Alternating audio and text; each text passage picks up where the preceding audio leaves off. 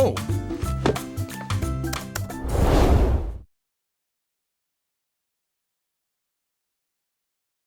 Hello there, H-Traveler here again in the series You've Been Fooled, finally like promised last week to talk about the truth about fragrance in skincare.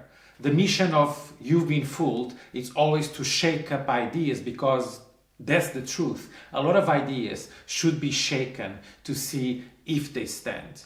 And when we talk about fragrance in skincare, these are often very cloudy skies. These are really murky waters and we need to organize the house. So let's do this first and try to make some categories to understand the different meanings of fragrance in skincare. Let's do it with style, let's do it with love, let's enjoy the different ways to understand skincare and fragrance more than demonizing anything.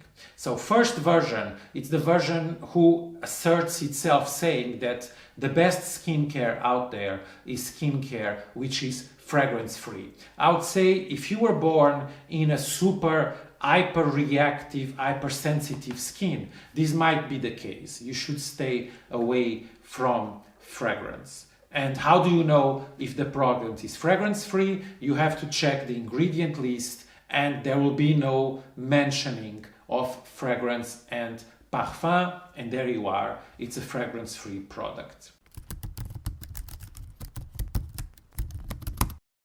Then moving on to the category of fragrance products, because reality check, most exciting products out there, most products containing bioactive, interesting ingredients, those really promising and being tested to deliver very visible results. A lot of them are actually fragrance.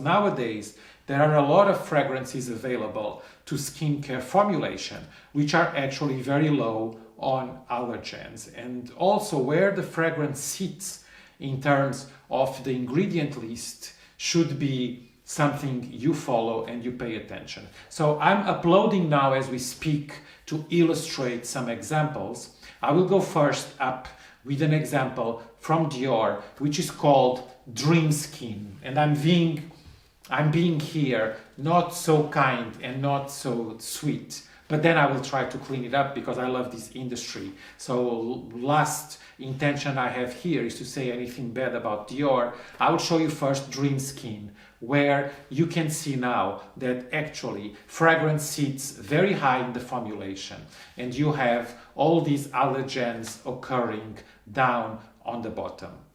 At the same time, I'm uploading these other example from Dior Prestige line, where you see fragrance sitting very low. So already from here you can see that this is not an absolute and this is not black and white. Just the fact that you have a fragrance, it doesn't mean necessarily that that fragrance contains high levels of allergens. You have to take it case by case.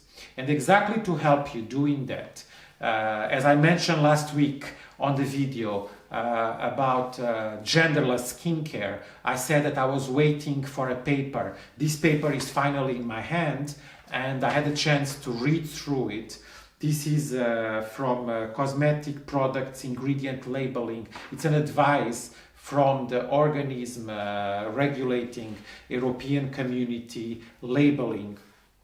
So I will, on the description box, include the link where you can download this exactly same PDF, where you have for the European Community, which is the most strict regulatory frame for dealing in terms of skincare with fragrance and allergens. You'll have an official list of all the allergens, and with this list you can easily fish out from the skincare you are using whether there are significant amounts of allergens or not. So check this in your, not yours, my description, ours description box down below.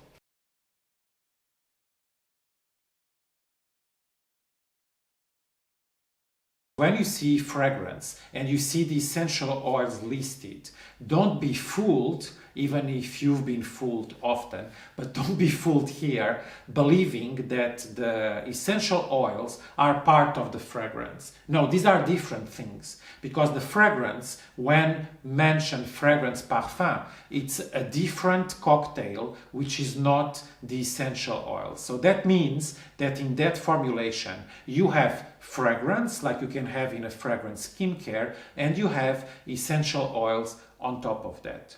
So when I initially said that to make sure for very sensitive skin that all you need is love, and all you need is to know that there is no fragrance in the formulation, you have to watch out, because either you can have fragrance and essential oils, or you can have the essential oils alone without the fragrance. So I really correct what I said, which is, as long as fragrance parfum are not part of the INCI list, you are safe. You still need to check if the presence of essential oils is bringing any allergens.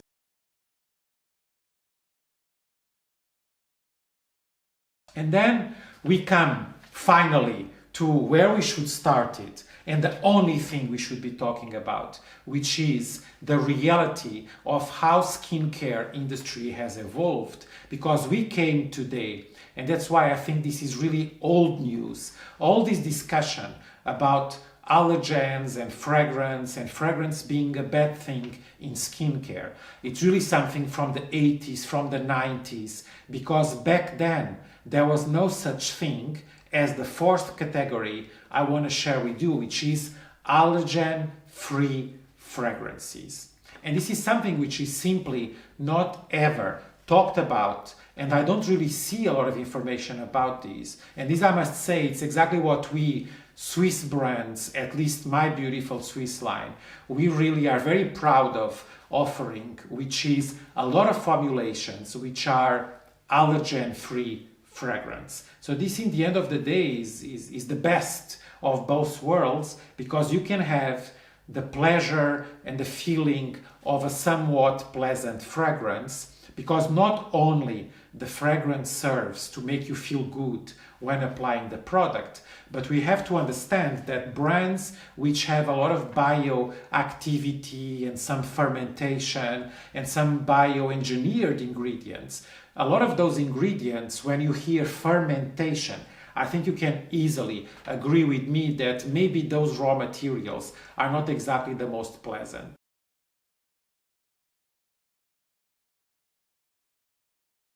The good news in Switzerland is that the biggest manufacturers and producers of fragrance are actually based in Switzerland. There are two companies. I will also link in the description box some links to them, Givaudan and Firmenich. These are Swiss companies which are actually manufacturing most fragrances in the whole world and supplying. I mean, there is no fragrance probably you buy high-end fragrance, designer fragrances, which do not contain some sort of either Givaudan or Firmenich workout.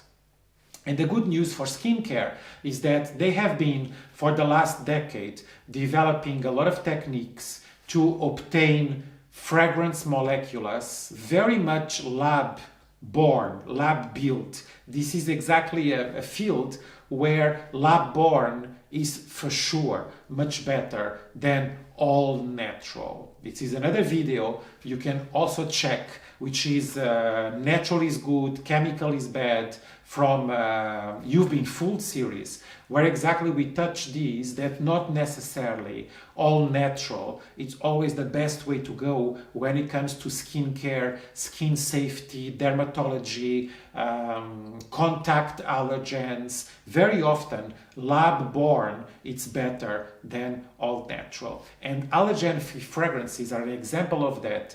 There are techniques, actually some of them come from late 80s, early 90s, which are called headspace. And a lot of these techniques allow to capture And I'm just uploading these pictures to illustrate what I mean. You can capture in a glass dome olfactory molecules which softwares and computers can then capture and read, and then can actually find the right ways in a lab to produce those olfactory molecules.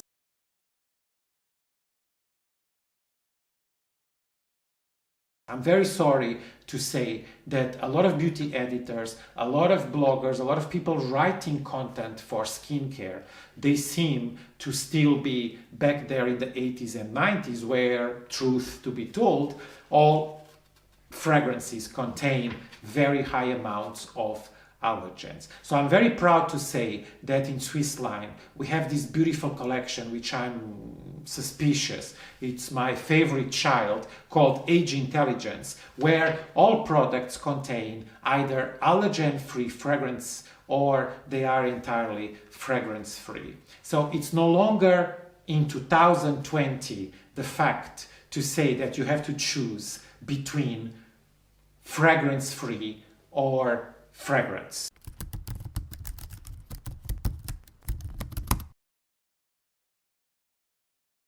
So at the same time, I declare being proud of these options we can develop in Switzerland. I thought it's also the occasion, as we're talking about Switzerland, to share with you a charity campaign we are initiating at Swissline together with Drink and Donate. I will also link something in the description box in case you are curious. There is this beautiful idea in Switzerland which has been carried out by a non-governmental charity which is called Drink and Donate. And Drink and Donate, which is illustrated here with this bottle where we have the logo of my Swiss line together with Drink and Donate. And this charity, it's simply improving the water resources in Africa. And the way it works is that people in Switzerland, where we have access to very good quality water, and you know that in Switzerland most people drink tap water, we don't need mineral water from God knows where in the world carried away in plastic bottles. It's quite common in Switzerland to drink tap water, and knowing that, Drink and Donate has established this idea that you can go to a restaurant, and it can be the most flashy, trendy restaurant, and you just make an option to order a Drink and Donate bottle, which is simply tap water. And what you do is that you pay a fee for that bottle, and that fee is sent from the restaurant to the Drink and Donate charity.